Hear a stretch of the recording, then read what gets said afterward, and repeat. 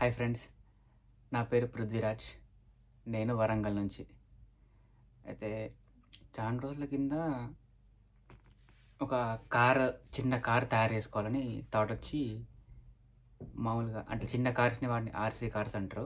అయితే మామూలుగా YouTube open చేసి ఆర్సీ కార్స్ తెలుగు అని టైప్ చేస్తే అసలు నాకు ఒక్క వీడియో కూడా కనిపించలే.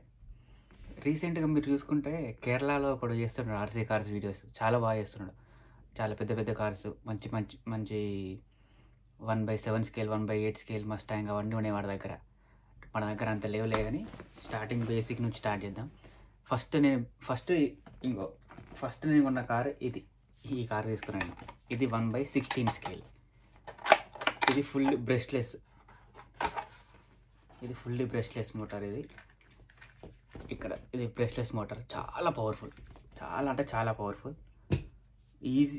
ఈ పొట్టి కారు ఈజీగా ఒక 40 మైల్ ఒక 60 కిలోమీటర్ స్పీడ్ వరకు వెళ్తుంది. చాలా స్మూత్ ఉంటుంది, మంచి సస్పెన్షన్ ఉంటుంది, ఆయిల్ ఫీల్డ్ సస్పెన్షన్ ఉంటుంది, మంచి గ్రౌండ్ క్లియరెన్స్ కూడా బాగానే ఉంటుంది. Okay, not bad. Off roading కూడా కొంచెం బాగానే పనిచేస్తుంది.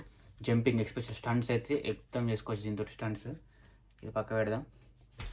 నేను ఫస్ట్ స్క్రాచ్ నుంచి అసెంబుల్ చేసిన కారు మాత్రం చూసే ఉంటారు మీకు ఆల్రెడీ. నా 10 వీడియోస్లో మస్తు ఉన్నాయి ఇవి వీడియోస్. ఇదే మన కింగ్. మనం ఫస్ట్ తయారు చేసిన ఆర్సీ కార్ అనమాట. ఇది యాక్చువల్లీ కార్ కాదు, ఇది క్రాలర్ అంటే జీప్ లాగా అనమాట. అంటే స్పెషల్గా ఆఫ్ రోడింగ్ కోసం మంచి ఆఫ్ రోడర్. ఇది ఈజీగా ఒక 45 డిగ్రీస్ యాంగిల్లో కూడా, అంత ఇంక్లైన్లో కూడా ఈజీగా క్లైమ్ చేస్తుంది. అయితే ఈ కార్ వచ్చేసి నేను ప్రతి పార్ట్ లింక్ నేను డిస్క్రిప్షన్లో పెడతా. అది ఇంజోరా అనే వెబ్సైట్ నుంచి నేను స్టార్ట్ చేసుకున్నా. అదొక చైనీస్ వెబ్సైట్. అంటే చైనా మాల్, సస్తే మాల్ అనుకోవద్దు.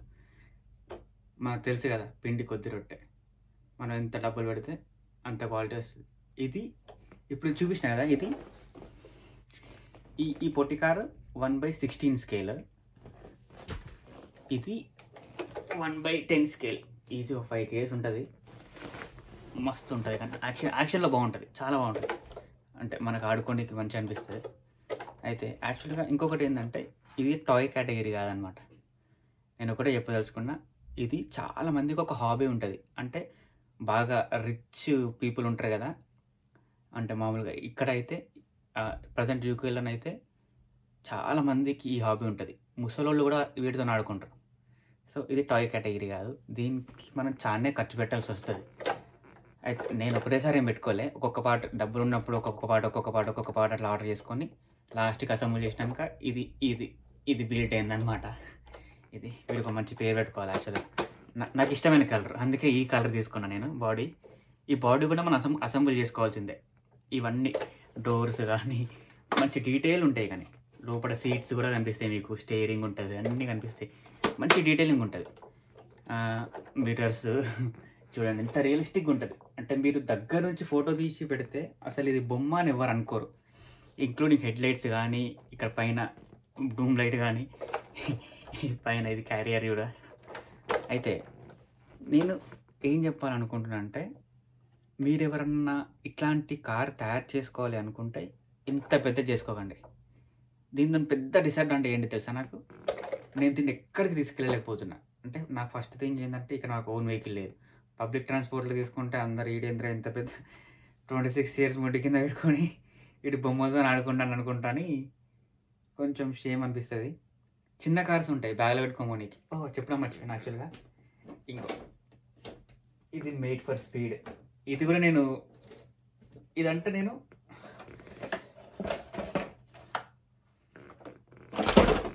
రీసెంట్గా నా 10 వీడియో చూస్తే మీకు అనిపిస్తుంది. నేను దీన్ని రీసెంట్గానే ఖరాబ్ చేసేసిన. ఇది విరిగిపోయింది. ఒక 60 మైల్ స్పీడ్లో యాక్సిడెంట్ అయింది. అయితే ఇక్కడ ఇది విరిగిపోయింది, స్టీరింగ్. ఇది ఏం కాదు, మనకు అన్నీ దొరుకుతాయి, పార్ట్స్ అన్నీ ఆర్డర్ చేసుకోవచ్చు మనం, ఏం పర్లేదు. ఇది మాత్రం చాలా స్పీడ్. కాకపోతే దీంతో ఒక డిసడ్వాంటేజ్ అనేది, ఇది ఆఫ్ రోడ్కి అసలు ఏ పని చేయదు.